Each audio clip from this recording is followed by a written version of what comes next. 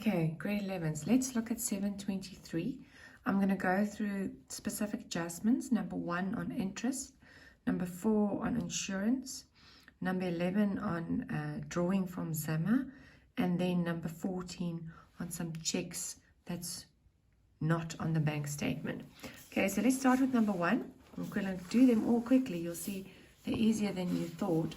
The first one, the interest on the mortgage loan for February has not been entered.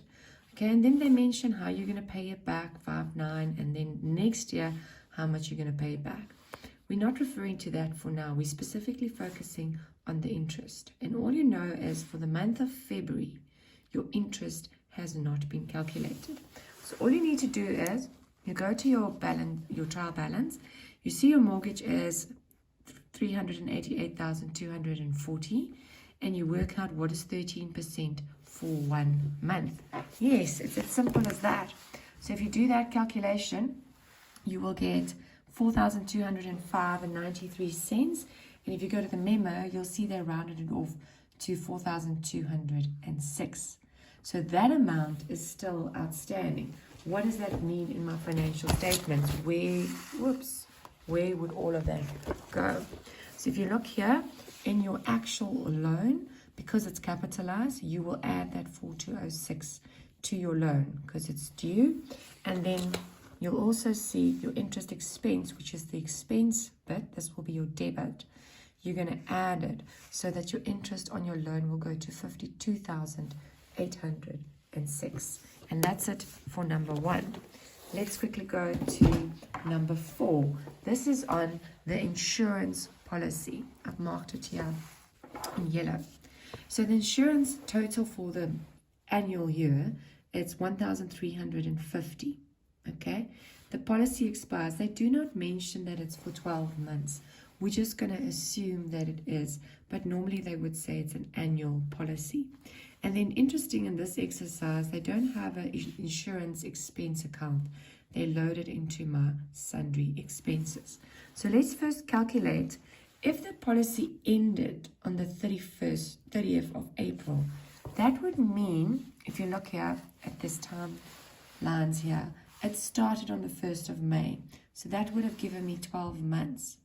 But my financial year is from March to February, and February sits there somewhere. So 2 months of my policy will be for my next financial year. So the month of March and the month of April, I cannot include in my books right now. So I'll divide it by 12. I've got what's 1 month, and I will times it by 2, and I've got 225 there. So let's just look at what happens in your financial statements. So if you go to your income statement, you've got your sundry expenses here. Take out the 225. Why? Because you paid it in advance. It's for the next financial year. And where do you put deferred expenses or prepaid expenses? It's a good thing. So we'll go under note number 5, receivables. So you'll have prepaid expense, or you can say deferred expense, 225. And this is a different prepaid expense also sitting there. So that is number 4. Then I jump to, there's a question on this amount here. 800 Rand in my trading stock. Where does this come from? If you go to your adjustments, number 11, you've got Zama took a tennis racket for his son. This is a drawing. And the selling price was that. Now you should know if the owner takes anything for himself, he gets it at cost price. Luckily, you know it's a 50% markup.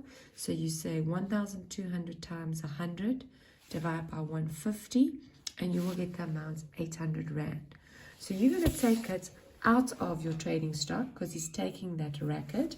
And then you'll see if you go further down to your current account that this will form part, plus 800 will form part of his drawings, Mr. Zama. And finally, going to number 14. Let's look at number 14. Number 14, there's 2 checks that you've done in your CPJ, but they've not yet gone through the bank. Now, the first one is dated for 3 days ago, the 25th of February. So this is a normal check. all that's happened here is Allen and Company has not yet cashed the check. They've not gone and got the money from the bank. So this one actually, yes, you are going to do nothing to it. It's supposed to be in your CPJ and your bank went down. It's just a matter of, formality. They need to go to the bank and draw that money out. If they wait 6 months and it's still not done, yes, then I'll have to cancel that check, because then that check is too old, it's stale. But for now, we just leave it. What's interesting though is the second one is different. The second one is dated for March, and you now the 28th of February. That means this is a post-dated check. That means you wrote the check, but whoever is getting the money can only actually go to the bank on the 31st of March.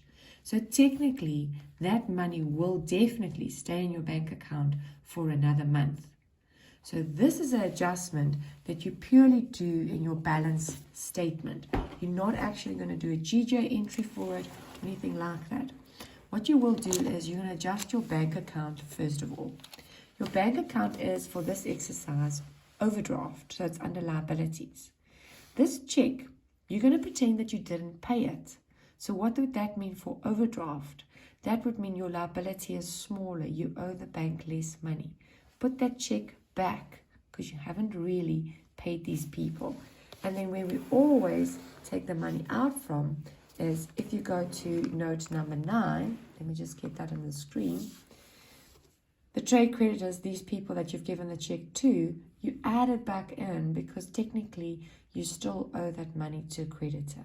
So add it back into your creditors, put it back into your bank account, and pretend as if it still has to happen.